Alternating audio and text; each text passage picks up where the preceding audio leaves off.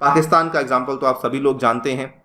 ऐसा कहा जा रहा है कि पाकिस्तान के हालात काफ़ी ख़राब हैं, पेमेंट क्राइसिस काफ़ी बड़े लेवल पे चल रही है, उनके जो फॉरेक्स रिजर्व्स हैं वो ऑलमोस्ट ख़त्म होने वाले हैं, उनकी जो वैल्यू है रुपये की वो काफ़ी डाउन आ चुकी है। नमस्कार दोस्तों, स्वागत है आप सभी का सुपर आईएएस पर।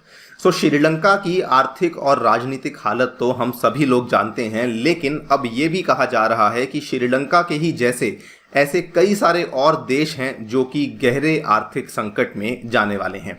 इस पूरी की पूरी चीज़ की कवरेज इंटरनेशनल मीडिया में तो हो ही रही है। आप लोग यहाँ पे देख सकते हैं, ब्लूमबर्ग के द्वारा ये पर्टिकुलर आर्टिकल कवर किया गया, historic cascade of defaults is coming for the emerging markets. बल्कि आप लोग यहाँ पे देख सकते हैं, रॉयटर्स के द्वारा भी इस चीज़ को कवर किया गया है। ये खबर कल ही सामने आई है, the big default, the dozen countries in the danger zone. इन्होंने कहा है कि कई सारे ऐसे देश हैं, लगभग 12 से भी ज़्यादा ऐसे देश हैं जो कि खतरे के घेरे में आ चुके हैं, जो कि कभी भी अपने कर्जे के ऊपर डिफ़ॉल्ट कर सकते हैं। और ये लोग इस चीज़ को द बिग डिफ़ॉल्ट भी कह रहे हैं। बल्कि इतना ही नहीं, हमारी जो इंडियन मीडिया है वो भी इसको अब कवर कर रही है। वो भी ये लोग कह रहे हैं कि दीज कंट्रीज में face Sri Lanka like economic crisis due to inflation and rising borrowing cost. So हम लोग इस वीडियो में बात करने वाले हैं कि ऐसे कौन कौन से वो देश हैं जो कि इस पर्टिकुलर रास्ते पर निकल चुके हैं, जिसमें कि हमें इस तरह की प्रॉब्लम्स देखने को मिल सकती हैं। चलिए शुरू करते हैं दोस्तों मेरे साथ। मेरा नाम है अनिरुद्ध। यदि आप लोग इस लेक्चर की पीडीएफ को डाउनलोड करना चाहते हैं तो यहाँ पर दिए गए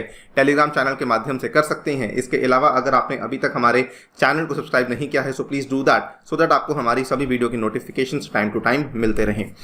तो जैसा कि मैंने आपको बताया कि श्रीलंका एक लौती कंट्री नहीं है जो कि आज के टाइम पे इस वित्तीय संकट के थ्रू गुजर रही हो। श्रीलंका का तो दिवालिया हो ही चुका है, जो कि यहाँ पे प्राइम मिनिस्टर ने ऑलरेडी घोषित कर दिया है। बल्कि यहाँ पर एक रिपोर्ट के अनुसार ये कहा जा रहा है कि पूरी दुनिया भर में 107 ऐसी कंट्रीज और हैं जो कि आज के टाइम पे इकोनॉमिक क्राइसिस को फेस कर रही हैं।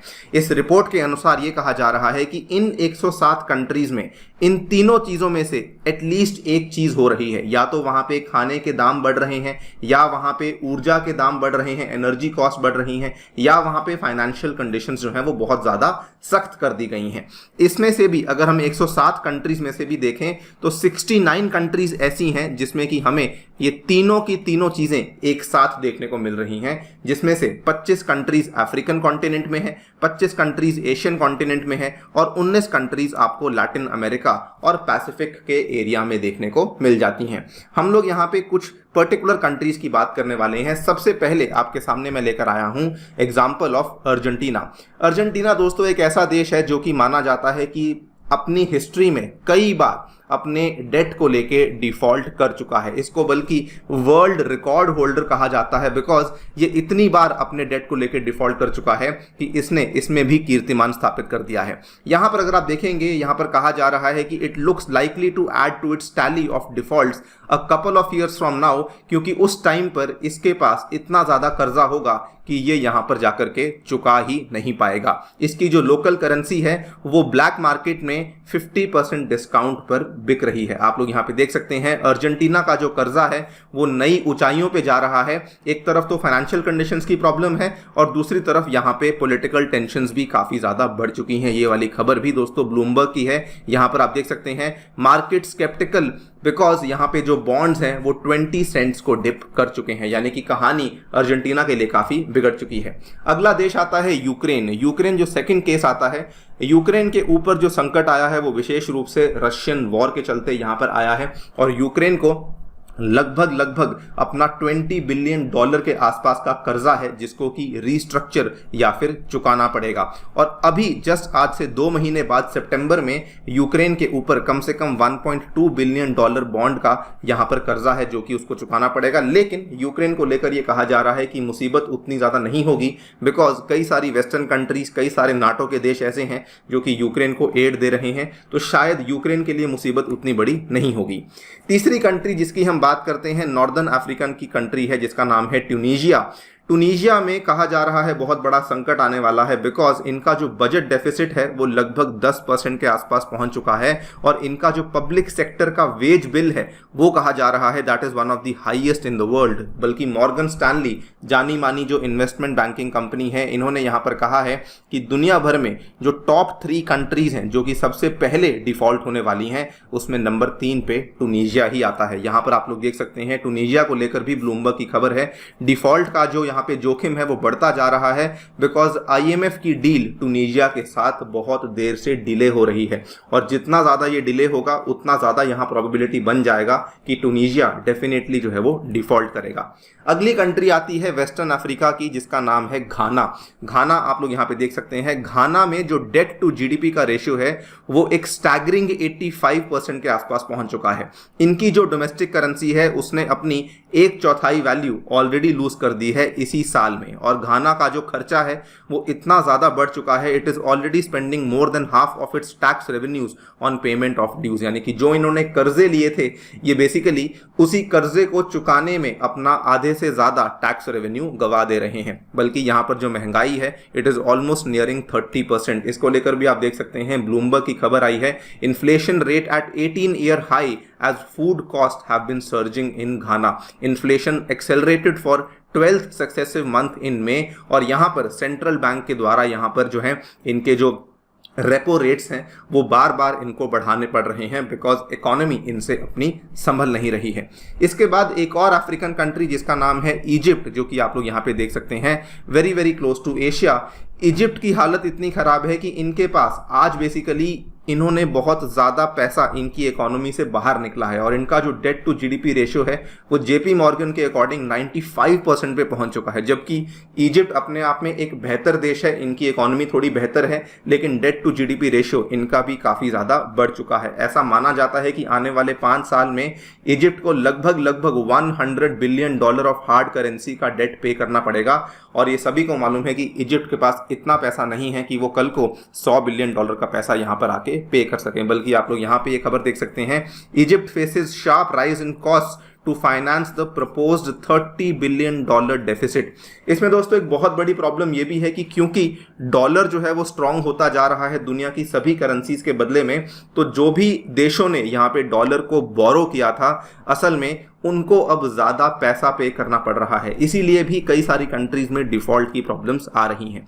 एक और कंट्री है जो कि इंडियन ओशन के कोस्ट पे आती है, जिसका नाम है केन्या। ईस्टर्न अफ्रीका की कंट्री है। केन्या की हालत इतनी खराब है, इट इज स्पेंडिंग रफली 30% of revenues on interest payments. इनके बॉन्ड्स की जो वैल्यू है वो ऑलमोस्ट आधी रह चुकी है, और इन्होंने भी $2 बिलियन का यहाँ पर एक लोन है जो कि इनको चुकाना होगा 2024 में, जो कि अगेन इनकी हालात यहाँ पे बिल्कुल भी सही नहीं है। यूएस की ही एक फाइनेंशियल फर्म के अकॉर्डिंग ये कहा जा रहा है कि केन्या की जो अर्थव्यवस्था है वो ऑलमोस्ट यहाँ पे टूटने के कगार पर आ चुकी है। It is at the brink of a collapse, और ये वाली खबर जस्ट कल परसों ही सामने आई है। बल्कि यहाँ पर भी आप देख सकते हैं कि केन्या का जो डेट है वो यहाँ पे ऑलमोस्ट 8.5 ट्रिलियन पे पहुंच चुका है। ये केन्यन करेंसी में है, बिकॉज आउटगोइंग जुबली एडमिनिस्ट्रेशन ने इतना ज्यादा पैसा यहाँ पर बोरो कर लिया है। सो केन्या में भी ऑलमोस्ट सिमिलर सिचुएशन, श्रीलंका जैसी राजनीतिक और आर्थिक संकट एक साथ हमें देखने को मिल सकता है। एक और कंट्री जो कि अफ्रीकन की सबसे सेकंड मोस्ट पॉपुलस कंट्री भी कहा जाती है, जिसका नाम है एथियोपिया। एथियोपिया की प्रॉब्लम क्या चल रही थी कि एथियोपिया में काफी लंबे टाइम से सिविल वॉर चल रही थी। आपने नाम भी सुना होगा, जो टिग्रे वाली सिविल वॉर है वो दोस्तों एथियोपिया में ही चल रही थी। प्रॉब्लम क्या थी कि उस पर्टिकुलर सिविल वॉर के चलते जो एथियोपिया की इकोनॉमी है वो रिकवर नहीं कर पा रही थी।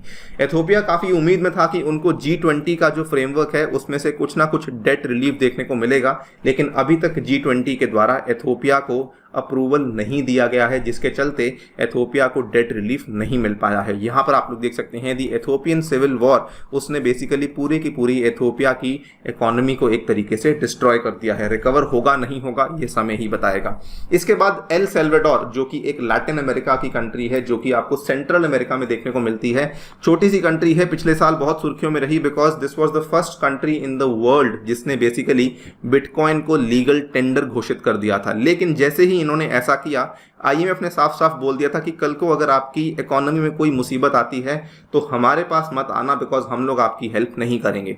अब ये दोनों चीज़ें एक साथ हो गई। एक तरफ क्या हुआ कि बिटकॉइन की जो वैल्यू है वो ऑलमोस्ट यहाँ पे खत्म हो चुकी है। आपको मालूम होगा बिटकॉइन जो है वो 40 to 50% अपनी हाई से नीचे चल रहा है। दूसरी तरफ यहाँ पर आईएमएफ ने बोल दिया है कि जब तक आप लोग बिटकॉइन को लीगल टेंडर से नहीं हटाएंगे हम लोग आपके साथ बात करेंगे ही नहीं।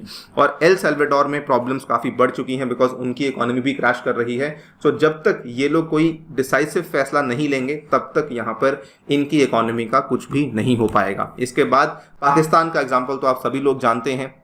ऐसा कहा जा रहा है कि पाकिस्तान के हालात काफ़ी ख़राब हैं, पेमेंट क्राइसिस काफ़ी बड़े लेवल पे चल रही है, उनके जो फॉरेक्स रिजर्व्स हैं वो ऑलमोस्ट ख़त्म होने वाले हैं, उनकी जो वैल्यू है रुपये की वो काफ़ी डाउन आ चुकी है, वहाँ पर तेल के दाम, गैस के दाम काफ़ी ज़्यादा बढ़ चुके हैं। इसके बाद बेलारूस जो कि रशिया का बहुत खास दोस्त है, बेलारूस की भी हालत बहुत ज़्यादा ख़राब चल रही है। दोस्तों आप लोग यहाँ पे देख सकते हैं, debt crisis grips Russia's most loyal ally as dollar bonds dive. यहाँ पर भी सेम प्रॉब्लम हुई है क्योंकि डॉलर की वैल्यू काफ़ी बढ़ चुकी है, जिसकी वजह से यहाँ पे बेलारूस की जो करेंसी है उसकी वैल्यू काफ़ी कम हो गई है, and that is why Belarus भी यहाँ पे ऑलमोस्ट डेट डिफॉल्ट के कगार पर पहुँच चुका है। एक और कंट्री है जो कि साउथ अमेरिका की है जिसका नाम है एक्वाडोर। एक्वाडोर आज से 2 साल पहले भी डिफॉल्ट कर गई थी, लेकिन आज फिर से एक्वाडोर में हमें सड़कों पे प्रोटेस्ट देखने को मिल रहे हैं। और आपको मैं बता दूं ये ऐसी कंट्रीज हैं यहाँ पर जब प्रोटेस्ट होते हैं तो बहुत ज़्यादा वायलेंट प्रोटेस्ट हमें देखने को मिलते हैं, और लोगों ने यहाँ पर भी श्रीलंका के ही तरीके से प्रेसिडेंट को आउस्ट करने की, प्रेसिडेंट को अपने पद से हटाने की पूरी कोशिश करी है। तो यहाँ पर भी हालत काफ़ी ज़्यादा ख़राब है एक्वाडोर में। इवन दो यहाँ पर जो प्रोटेस्ट हैं वो ख़त्म तो हो चुके हैं, आप लोग यहाँ पे देख सकते हैं indigenous leaders agree to call off the strikes, तो स्ट्राइक्स तो ख़त्म हो चुकी हैं, लेकिन फिर भी ऐसा कहा जा रहा है कि ये वाले जो प्रोटेस्ट जितनी देर तक चल रहे थे इतना नुकसान कर चुके हैं कि उसमें से रिकवर होना आज की डेट में काफ़ी मुश्किल लग रहा है। तो आप लोग यहाँ पे देख सकते हैं कि there are lots and lots of countries जिसमें कि ये प्रॉब्लम चल रही है, और latest country to join the list is Lebanon. इसको लेकर बल्कि I will make a separate video कि लेबनान की जो हालत है that is almost similar to Sri Lanka. बिल्कुल वैसे ही पहले इकोनॉमिक क्राइसिस शुरू हुई और अब वहां पर भी पॉलिटिकल क्राइसिस का रूप वो ले रही है।